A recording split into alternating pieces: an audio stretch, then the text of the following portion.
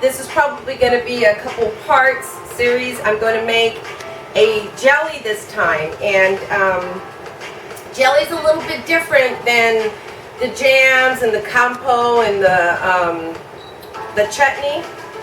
I have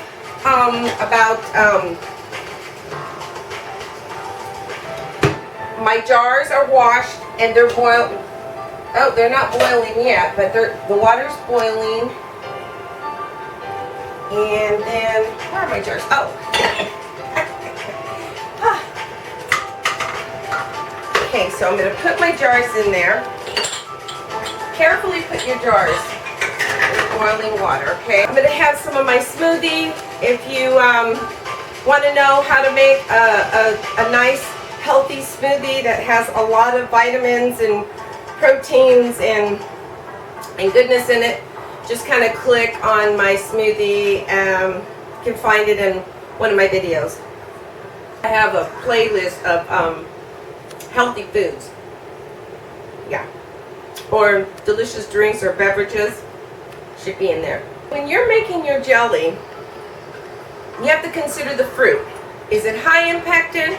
Is it medium in pectin and low in pectin? Pectin is the acid that helps to that one of the ingredients that is necessary to use with your sweetener, if you're using a sweetener, or if you actually need a sweetener. Sometimes you don't really need the pectin package, but I found that sometimes where I think that my fruit is high in pectin, it's actually not. So if you're dealing with a variety of fruits, like if you have some underripe fruit and you have some overripe fruit, you can kind of mix them together, because that underripe fruit serves as a pectin, and as the overripe fruit is low in pectin. So again, if it's low in pectin, you need more sugar, and if it's high in, wait a minute, sorry, it's the other way around. If it's low in pectin, you need more sugar. No, if it's high in pectin, you need more sugar, whereas if it's medium in pectin, pretty much equal amounts, and if it's low in pectin, you need less sugar, I think. Let me see. I just read it. Okay, so fruits are very low in pectin. I usually combine with high pectin fruit with lemon juice. And so, okay, so more pectin in a fruit contains, the more sugar it will set. Okay, if the fruit is high in pectin, for example, 3 1/3 quarters is used to add it to 1 pound, 1.5 times more than the fruit of the weight. But in this case, I'm going to be cooking my grapes, and I'm going to be cooking my plums. I'm going to be cooking this with some, I'm adding more acids in it. I have like 6 pounds of half and half, mostly grapes, because I want grapes to be the highlight and the plums to be a back burner. I have more grapes than I do the plums this time. First I started off with more plums, but now I have more grapes than I do the plums.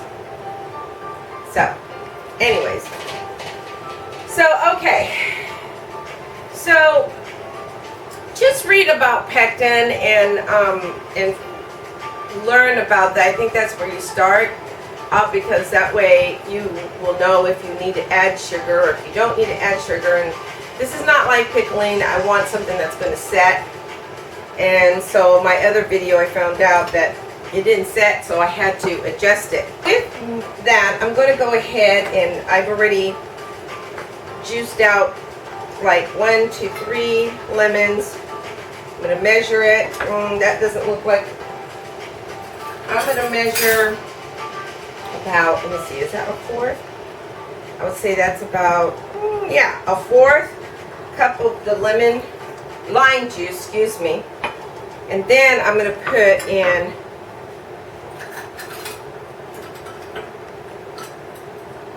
3/4 cups of my rosé.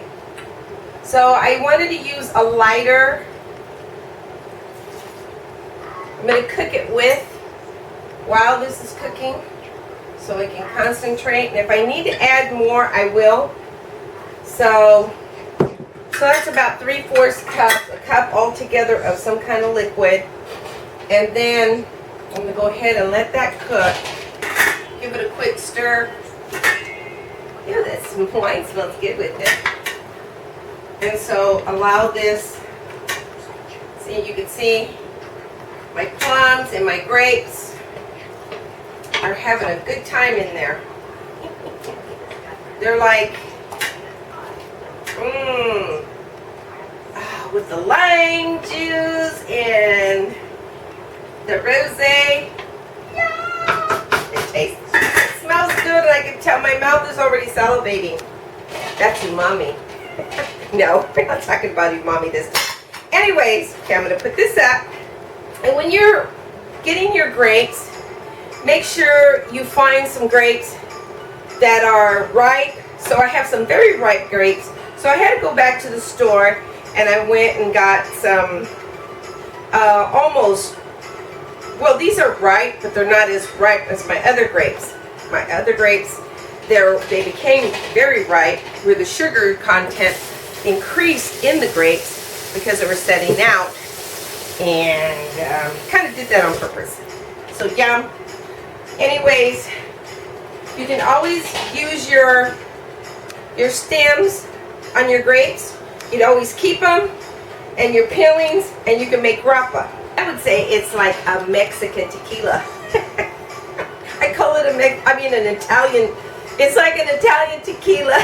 I call it an Italian tequila. It's really yummy. It's delicious.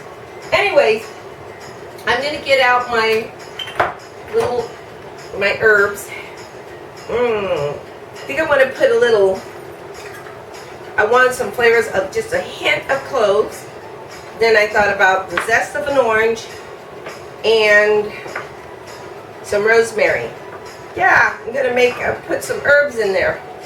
I know it sounds, some of you might be saying, it sounds a little gross, but really it's not.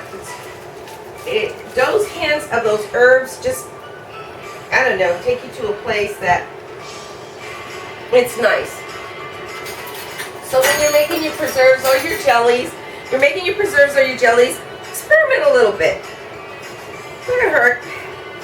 So I'm going to take a piece of this cheesecloth because I want to save some for when I strain. If you don't have a windsock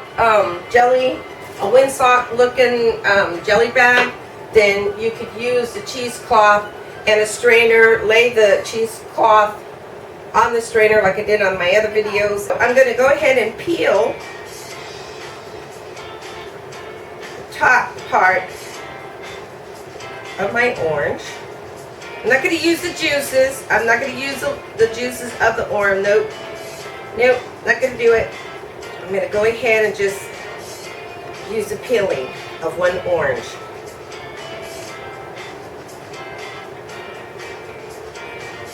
And it smells so good. Okay.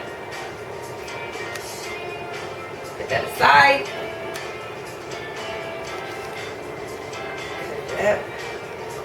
And I want those oils to come out. So I'm going to slightly press it. You don't have to, but I don't know. I just thought it'd be fun. Press. Press your orange peels. Press your orange peels. I have grandkids out there. They'll love this. If you have daycare, press your orange peels. Okay. So I'm just going to take my beautiful, rosemary. I have the orange on my fingers, and then I'm smelling the rosemary. Makes the rosemary smell very sweet. Yeah. Yum. That's going to be nice. So it's like about a couple sprigs, good sized sprigs. Might need a bigger one. So I'm going to go ahead and put it in there. Put it in the cheesecloth. And then what I'm going to add to it, I'm going to add just a couple of my cloves. Not too many. About 4 or 5 cloves. I know it kind of gives it a little Christmassy flavor.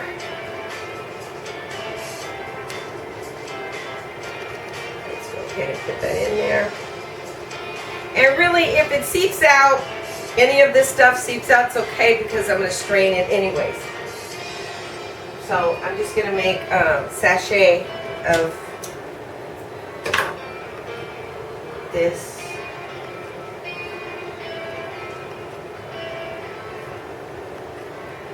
The orange peelings, rosemary, and a little bit of